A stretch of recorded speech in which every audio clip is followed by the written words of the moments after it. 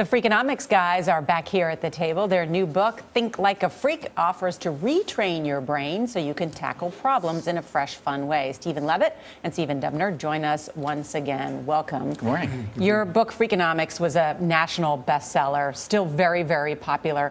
What's different in this book? Well, the first two books were really just us describing the world in our weird way, fun way, we like to think. And then we thought, wouldn't it be nice if we could actually help people, whether it's families solving their problems or governments, which God knows need a lot of help these days.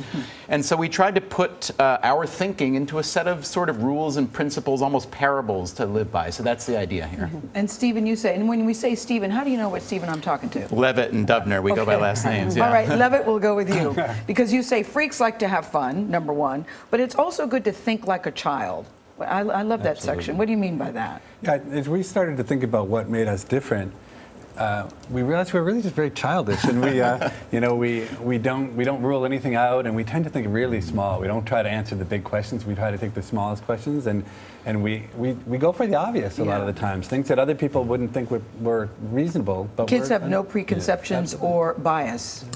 Right, and you follow your curiosity too. That's all. And, everybody's been in that meeting where the boss says, "We're just brainstorming. There are no stupid ideas," right? And then you say, "Okay, how about this?" Then they say, "Oh, there are some stupid." And once you've been hit like that a couple times, you stop. And so I think we can all learn to think like a child. Steve Jobs used to always say, "You got to look at things with a beginner's eye, with a fresh eye."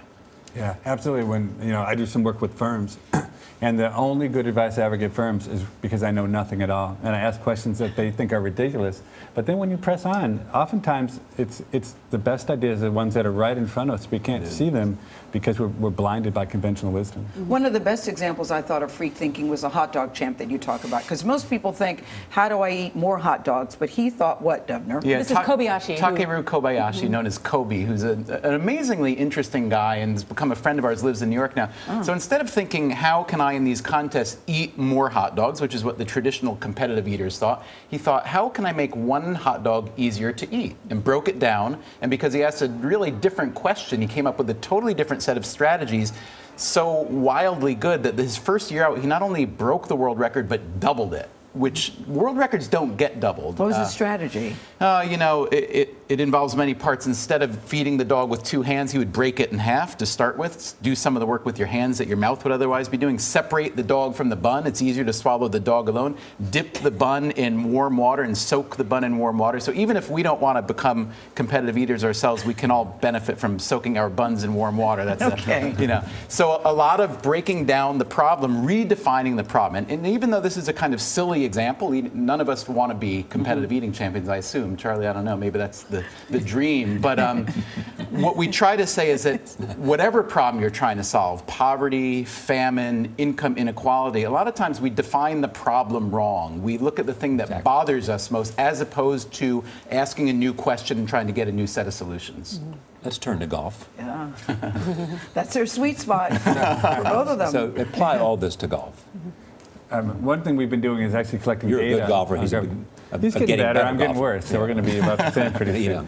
But we've been bringing amateurs out on the course and doing experiments where we put them into trouble and we have them either play safely or more aggressively. And so we think that an amateur golfer could cut about 4 strokes off their game just by thinking smarter around the course. But the problem is, a lot of what golfers, I think, amateurs are trying to do is not get low scores. They want to sit in the locker room and the bar afterwards and talk about how they threaded the needle under the water, over the water, under the trees. Well, a lot of people think golf is a metaphor for life, but be specific. How do you cut those? How do you cut 4 strokes?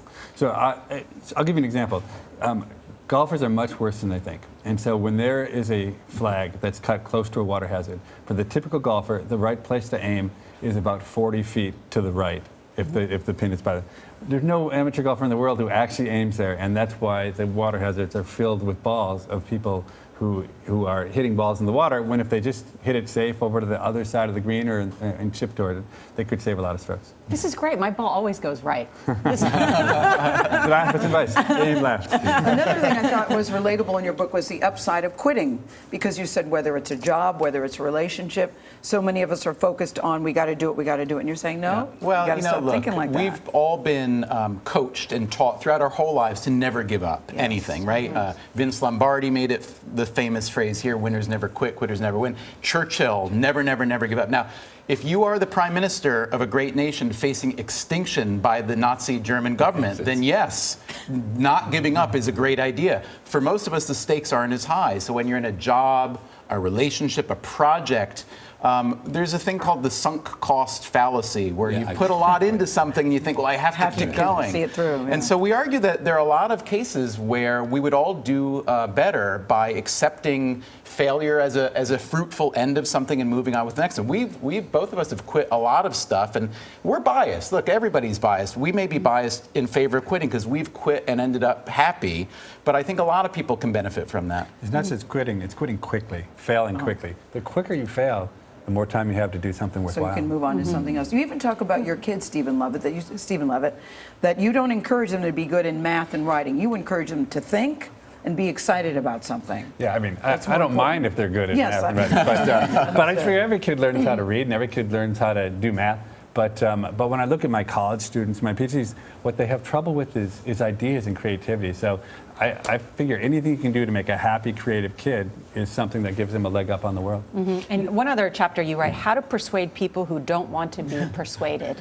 Yeah, rule number one, give up. Because, you know, the biases that most of us carry when it comes to the hot button issues of the day are so deep, and smarter people are really good at finding more evidence to confirm what they already believe as opposed to trying to round it out. So persuading people is really hard. If you would need to do it, though, we have a list of suggestions. One is, don't pretend your argument is perfect. That's the problem with a lot of the punditry, is you have people on one side shouting at the other as though I'm 100% right. The only thing I would add to that is let the other person know that you hear them and that their argument is clear to you. Right, and that there may be some merit in their argument too, because really, if you're trying to persuade someone, you're trying to reach a solution, not just trying to win the argument. And so, you know, there's some room for compromise. Great. Bottom line is freaks like to have fun. You've got to think outside the box. Thank you both. Thank you Good very much. to see you guys. Stephen Levitt and Stephen Dubner. Dubner and Levitt. Think Like a Freak is on sale wherever you like to buy your books.